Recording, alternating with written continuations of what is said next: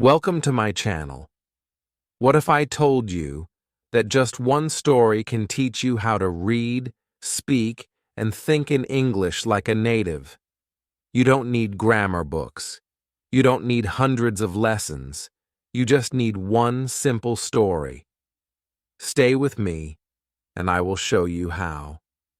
Comment below. Have you ever tried learning English from a story? Let me know. And if you enjoy learning this way, I'd be truly grateful if you could subscribe. It means a lot and helps me keep sharing these simple, helpful lessons with you. Chapter 1. One story changed everything. I was sitting in my room late at night. The books were open. My notebook was full of words I couldn't remember. I had grammar rules in front of me, but they felt heavy. My head hurt. My heart was tired. I asked myself, is this the only way to learn English? I didn't feel excited. I didn't feel confident. I felt lost. Then something happened. I opened a website just for fun. There I saw a very short story. Only 5 lines, simple words, easy sentences, but something about it caught my eye. I read it once, then I read it again, then again. My eyes followed the words, my lips moved. I spoke each line softly, and then I felt it. For the first time, I understood everything, not just the meaning, but the feeling. The story made me smile. It made me think. It made me speak. The story was about a little boy who lost his red balloon. He looked for it everywhere. At the end, he found it floating in the sky. He smiled and said, "It's waiting for me." Just 5 lines, but they changed me. I stood up and said the sentences again. This time louder, clearer. I looked in the mirror. I said them again. I was speaking English, not from a grammar rule, not from a textbook, from a story.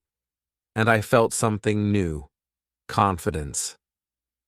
That night, I didn't study any new words. I didn't learn a grammar rule, but I learned something more powerful. One story is enough.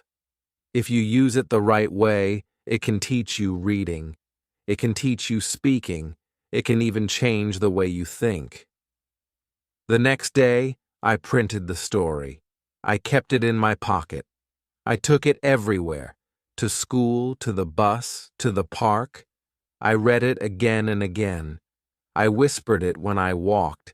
I said it out loud when I was alone. I acted it out. I made faces like the boy in the story. I imagined myself looking for that red balloon. I made the story mine. That's when something amazing started to happen. English was no longer just a subject. It became a part of me. I wasn't memorizing anymore. I was living the language. I started thinking, what if I do this with more stories? What if one story, just one, can be my teacher? So I tried, and it worked. Not because the stories were long or difficult, but because they were alive. From that one story, I learned how to read with feeling. I learned how to speak with rhythm. I learned how to think without translating. And slowly, I started becoming fluent. Not by learning more, but by going deeper. That's what I want for you. In this video, I will show you exactly how to do it. Step by step. We will use one story.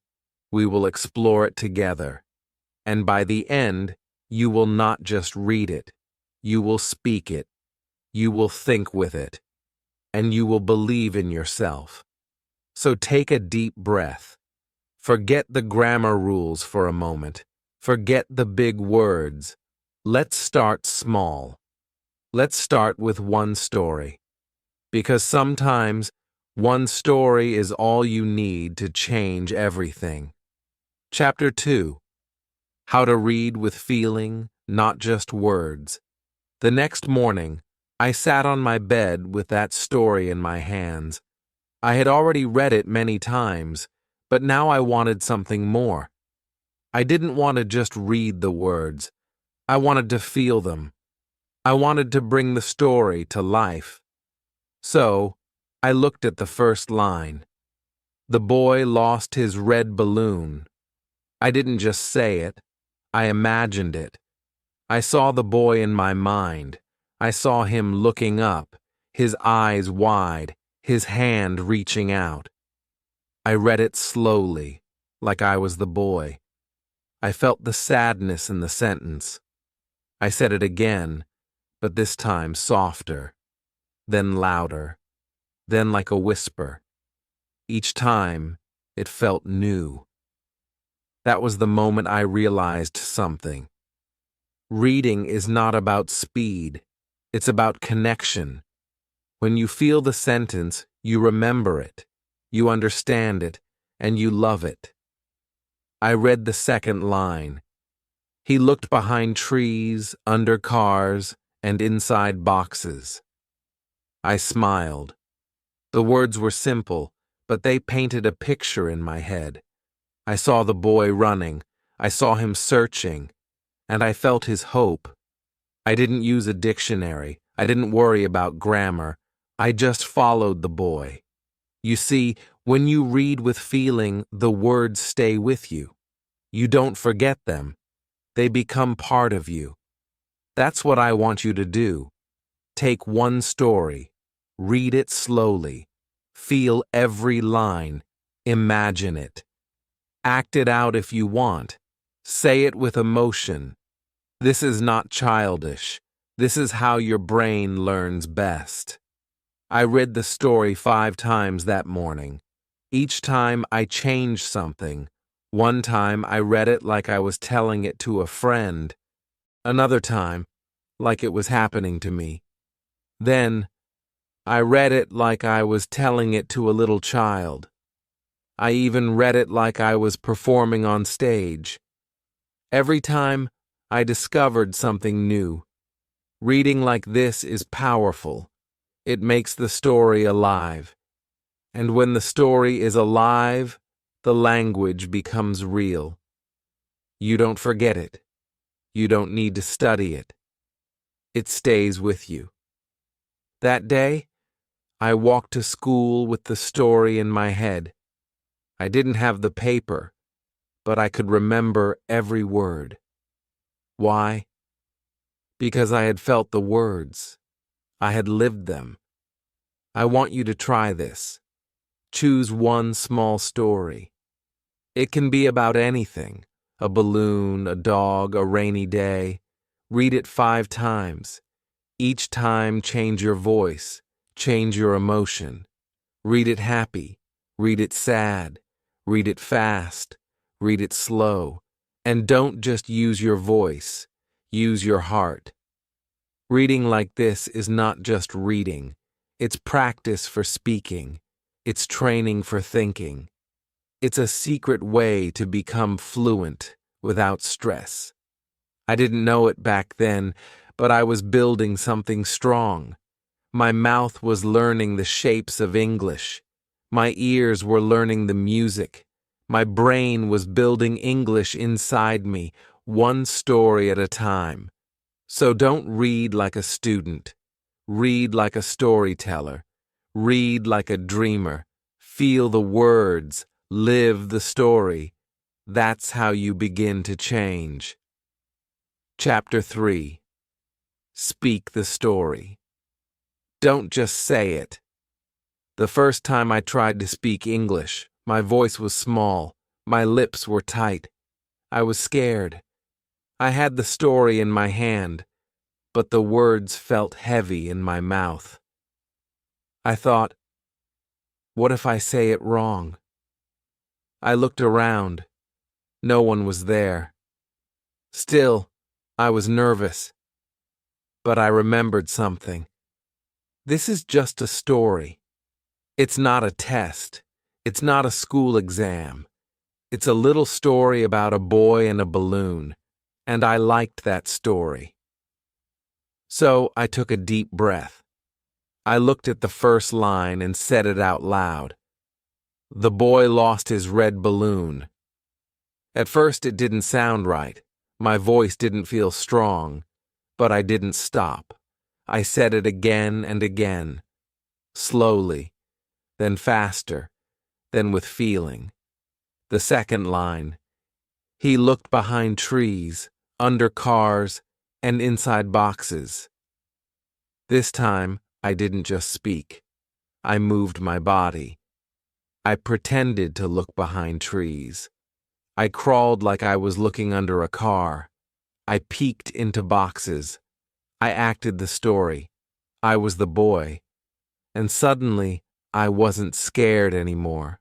I was having fun. That's the secret. Speaking English doesn't have to be hard. It doesn't have to be perfect.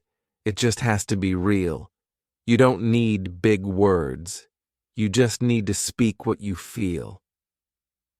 I stood in front of the mirror. I looked at myself.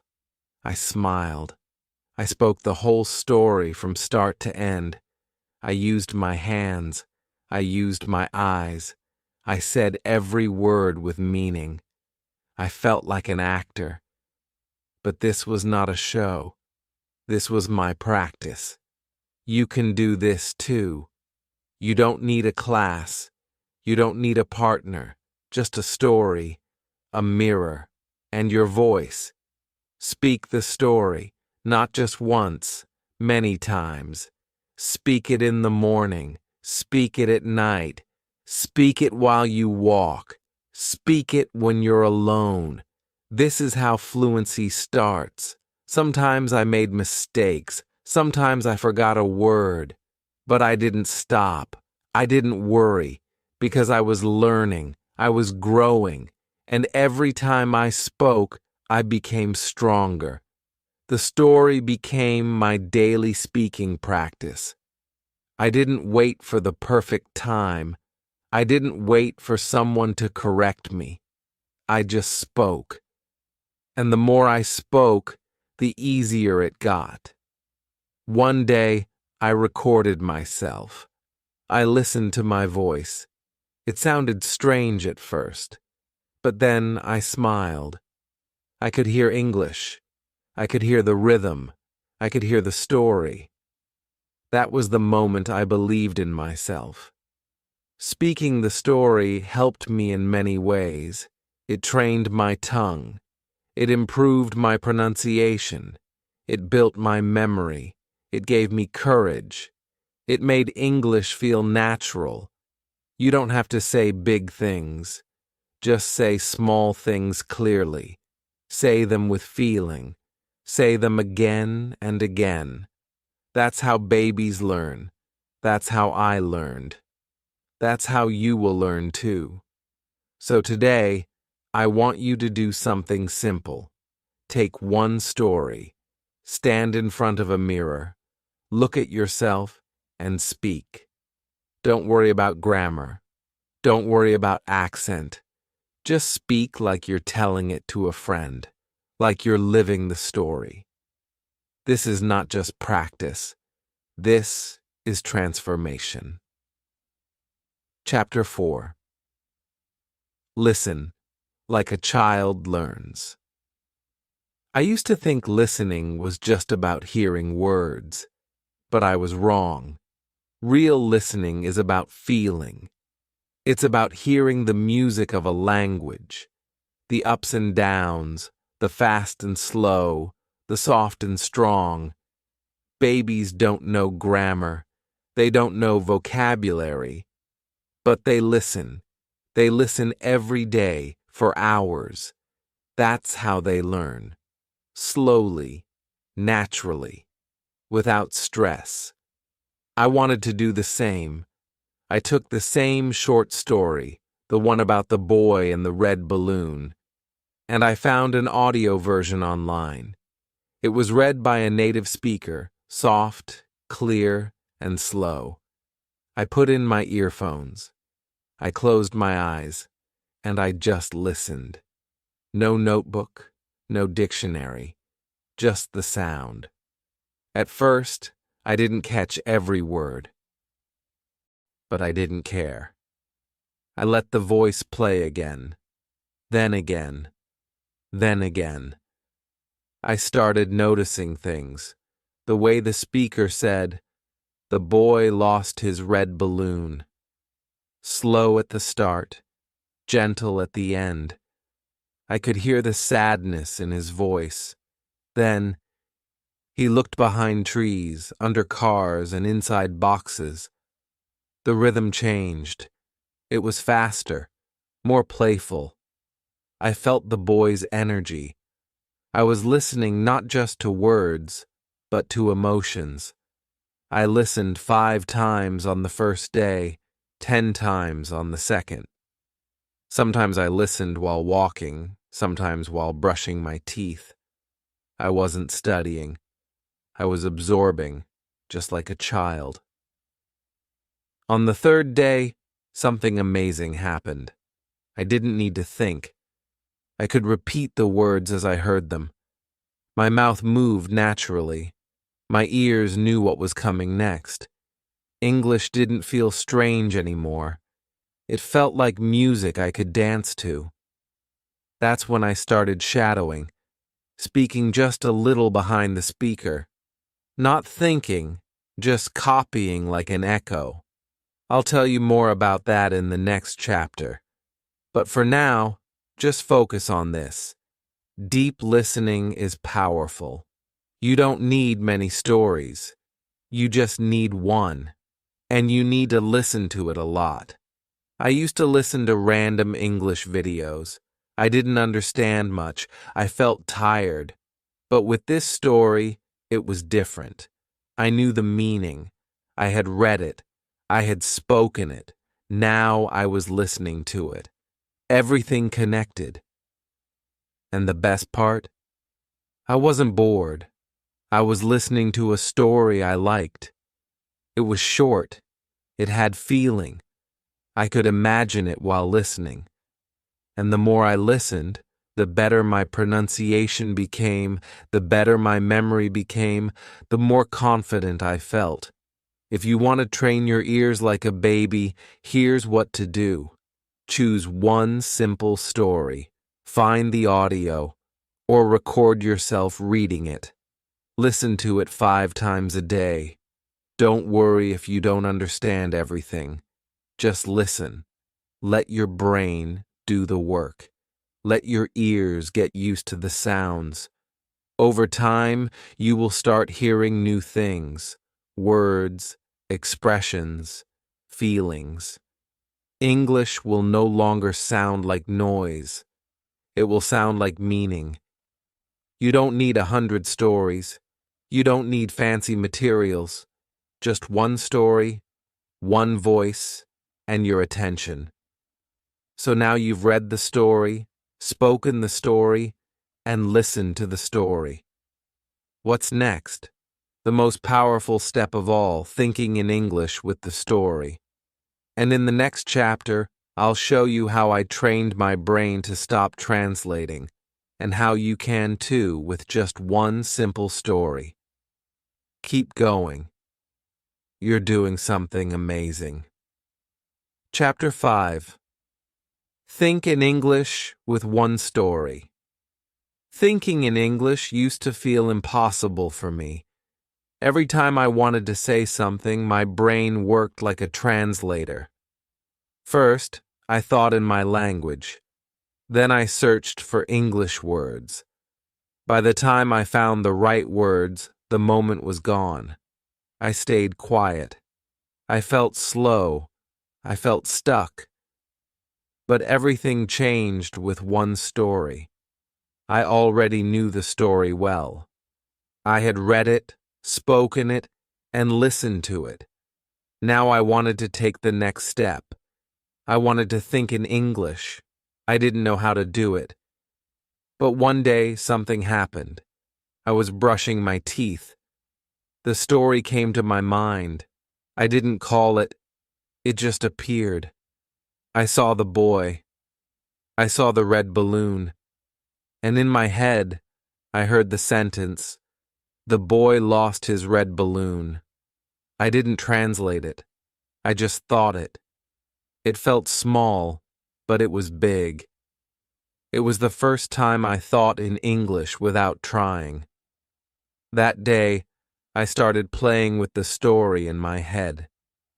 I was walking to school and I asked myself, "Where is the boy going?" I answered in English, "He is looking for the balloon." Then I asked, "How does he feel?" I said, "He is sad, but he hopes to find it." All in English. All in my mind. I wasn't studying. I was thinking. And that was the trick. I used the story like a game. I didn't open a book. I didn't sit at a desk. I just used small moments. Walking, washing dishes, lying in bed. I repeated the lines. I changed the lines. I asked questions. I answered them. I imagined new parts of the story. What if the balloon was blue? What if it flew to the mountains? What if the boy cried? I made my brain play in English. At first, I only did this with the same 5 sentences. But soon, my mind wanted more. I added new sentences, small ones. I talked about my day using the story. I lost my pen, just like the boy lost his balloon. It became a part of me.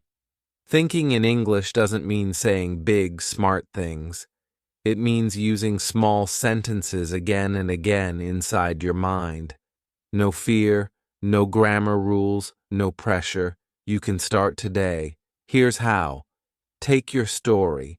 Read it again in the morning. Then, during the day, let it come back to you. Say the first line in your head. Then ask yourself something about it. Answer in English. Don't worry about mistakes. No one can hear your thoughts. This is your safe space. Do this while walking, while cooking, while waiting in line. Think of the story like a friend who walks with you. Talk to it. Play with it. Make it fun. The more you do it, the faster your brain will stop translating. English will become natural. You won't even notice it. But one day, you'll be thinking in English, and you'll smile. That's what happened to me. So stop waiting for the right time. Stop trying to be perfect. Start thinking with one small story. It's not just practice. It's brain training. It's magic. And now, it's time to learn a technique that changed everything for me. Shadowing. It helped me speak fast, understand better, and sound like a native. In the next chapter, I'll teach you how to use shadowing with this same story, and how it can speed up your fluency faster than you imagine. Keep going. This journey is working. Many times I knew every line. I knew how it sounded. So, I decided to try. I pressed play. The voice said, "The boy lost his red balloon." I waited half a second, then I said it too. "The boy lost his red balloon." I tried to match the voice, the sound, the speed, the feeling. It felt funny at first. I wasn't used to speaking that way. My voice was behind the audio. It felt like chasing someone in a race. But I didn't stop. I played the second line. He looked behind trees, under cars, and inside boxes. I repeated it just behind the voice. I tried to copy the rise and fall. I tried to feel the rhythm. I was not just speaking English. I was performing it. And something amazing happened. After a few minutes, I could feel my mouth moving faster. My brain didn't have time to think in my own language. I had to follow the voice. I had to stay close. And that's the magic of shadowing. It forces your brain to stop translating.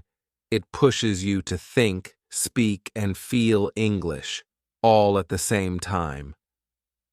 That day, I shadowed the full story 10 times. I stood in front of the mirror. I looked at my lips. I copied the speaker's emotion. If he sounded sad, I sounded sad. If he sounded happy, I smiled too. I was not just learning pronunciation. I was learning expression. I was learning flow. Every day, I shadowed the same story.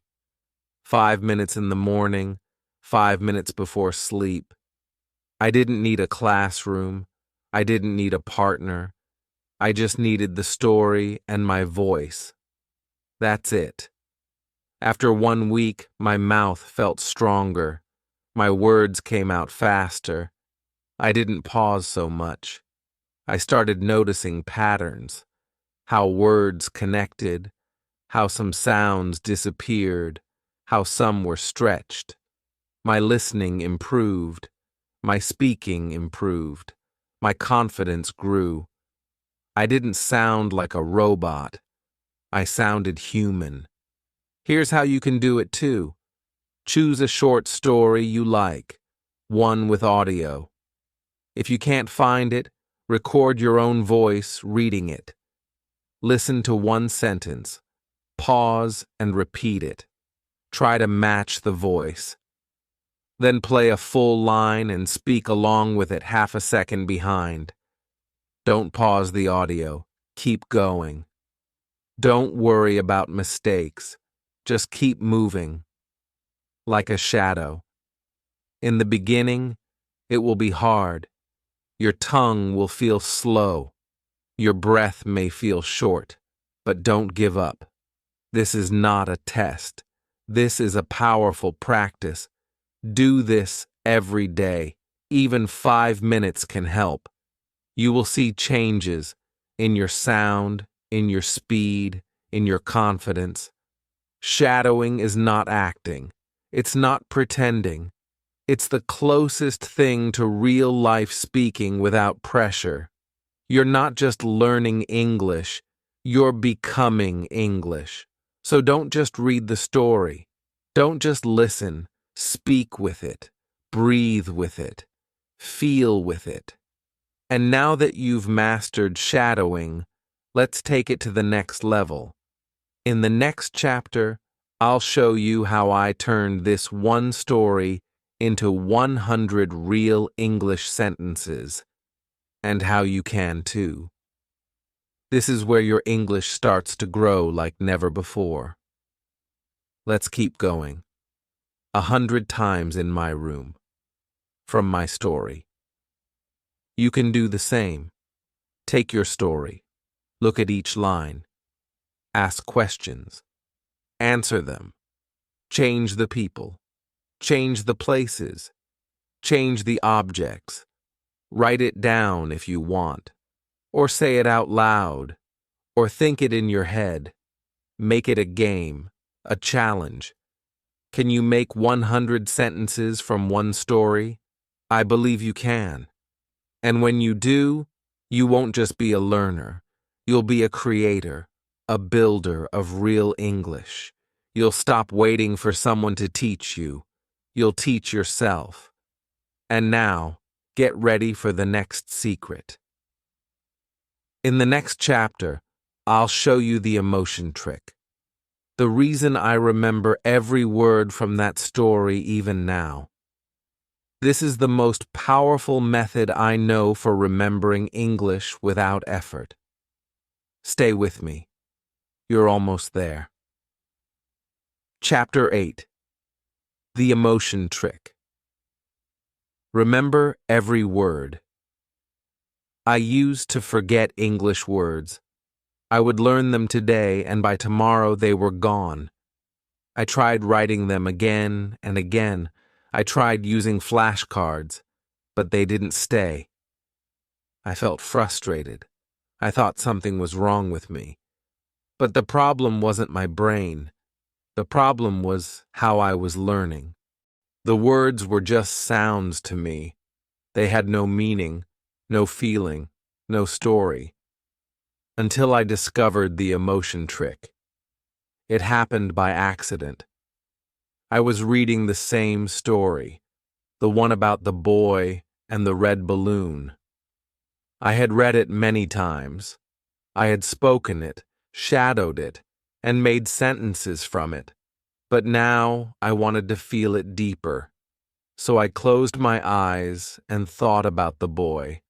I imagined him as me. I saw myself as a child. I remembered the time I lost my toy car in the park. I cried.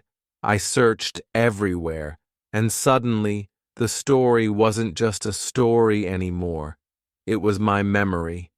That's when everything changed. I took the first line. The boy lost his red balloon. I said it again.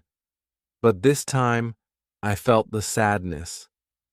I remembered how I felt when I lost something I loved. That sentence stayed in my heart.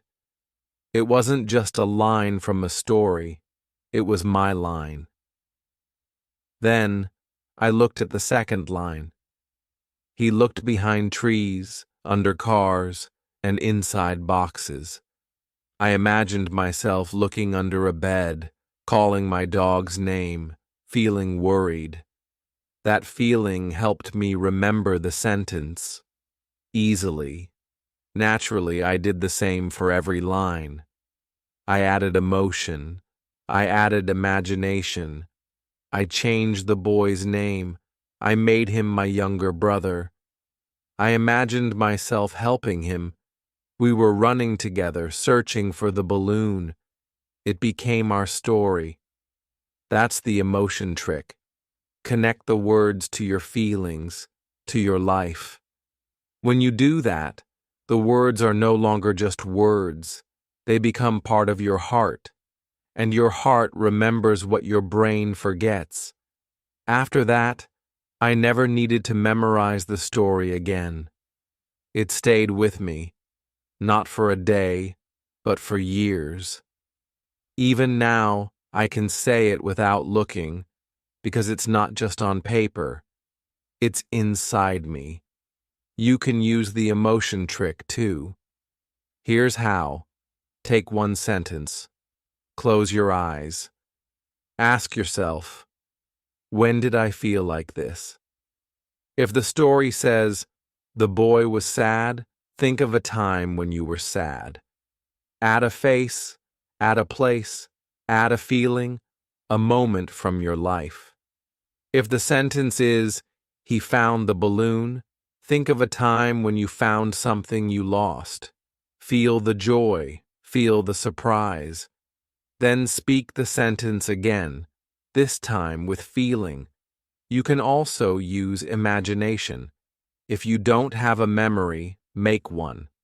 Imagine a story around the story. Add colors, sounds, people, places. Make it alive. And when you do this, your brain becomes sticky. It holds on to the words because the words now mean something to you. This is why stories work better than lists. Stories carry emotion. Emotion makes memory stronger. So stop learning English with your head only. Use your heart too. Feel the story. Become the story. Live the story. And in the next chapter, I'll show you how I used this one story to create my own story, how I took simple sentences and made them personal. This step made me confident. It made me feel like a real English speaker. You'll love it. Keep going. You're almost there. Chapter 9. Create your own story from the first one. Now it was time to do something I had never done before. I had read the story. I had listened, spoken, shadowed, and thought with it. I had turned it into 100 sentences. I had added emotions and made it part of my life. But now, I wanted to create something new. I wanted to write my own story, using the same idea, the same style, the same feeling. I was scared at first. I thought, I'm just a learner. I'm not ready. But then I remembered, I knew the story. I understood it.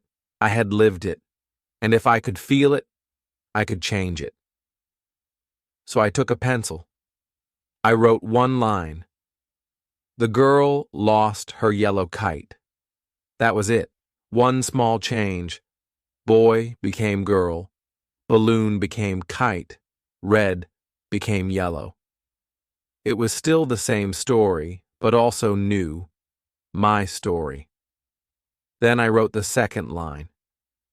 She looked on the roof, in the trees, and under the bed. I smiled. The places were different, but the feeling was the same. She was still searching, like the boy, like me. Line by line, I built a new version. She sat down. She felt tired. Then she saw it flying high in the sky. She laughed. "It's waiting for me," she said. I read it out loud. It sounded real. It sounded mine. And that feeling that I had created something in English was the best feeling of all. You can do this too. Don't worry about making a long story. Don't worry about grammar. Just start small. Take the first sentence from the original story. Change one word. Then change another. Maybe the boy becomes a dog. Maybe the balloon becomes a shoe. Maybe he doesn't lose something. Maybe he finds something. There are no rules. This is your story. You can write about a rainy day, a lost toy, a missing sock, a magic book, or a dream. You can write about yourself, your friend, or someone you imagine. Keep the structure simple. Keep the words short, just like the first story. After writing, read it out loud, slowly, then again. Add feeling, add pauses. Smile while reading. This is your English. You made it. And here's the best part. You can now use your story the same way you used the first one. Read it. Speak it. Shadow it. Think about it. Ask questions. Make sentences. Use the emotion trick. You now have a second teacher. Your own creation. I remember the first time I shared my story with a friend. They listened and said, "Wow, you made this?" I said, "Yes." In English, and they smiled. I felt proud. I felt free. I wasn't just copying anymore. I was creating. You don't need to be advanced to write in English. You don't need perfect grammar. You just need one story to start. Then you make it your own, one sentence at a time. So now, take your story. Write your version. Use your life. Use your dreams. And if you like, share it in the comments. I would love to read it. And now, it's time for the final chapter. In the next one, I'll give you a full 30-day plan. How to use this one story every day in new ways to become fluent, confident, and free in English. You've come so far. Let's finish strong. Chapter 10. Use one story for 30 days. See the change. This is the final step, the most powerful one. You've done so much already. You read the story, you spoke it, you listened, shadowed, thought with it. You made new sentences, you added emotion, You even wrote your own version. Now it's time to bring it all together. I call it the One Story 30 Days Plan. Yes, just one story, the same one every day. But each day, we will use it in a new way. You won't get bored, you'll get better, I promise. This is the plan I used, and it changed everything. Week 1. Get close to the story day. Read the story slowly, 5 times out loud. Day 2. Listen to the audio. Close your eyes. Just feel the sound. Day 3. Speak the story while reading. Use feeling in your voice. Day 4. Shadow the story. Follow the audio half a second behind. Day 5. Think with the story. Repeat lines in your mind while walking or sitting. Day 6. Ask simple questions about the story and answer in English. Day 7. Use the emotion trick. Connect each line with your memory or imagination. By the end of the first week, the story will live in your heart. Week 2. Grow the story. Day 8. Change small words and make a new version. Day 9. Write 10 new sentences based on the story. Day 10. Act the story. Use your body. Pretend you are the character. Day 11.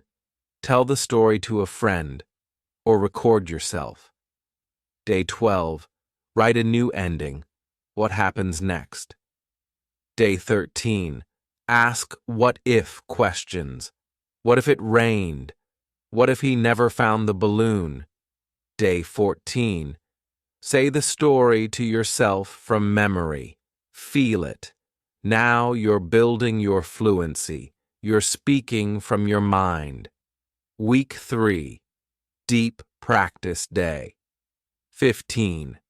Translate the story into your language, then back into English. Day 16.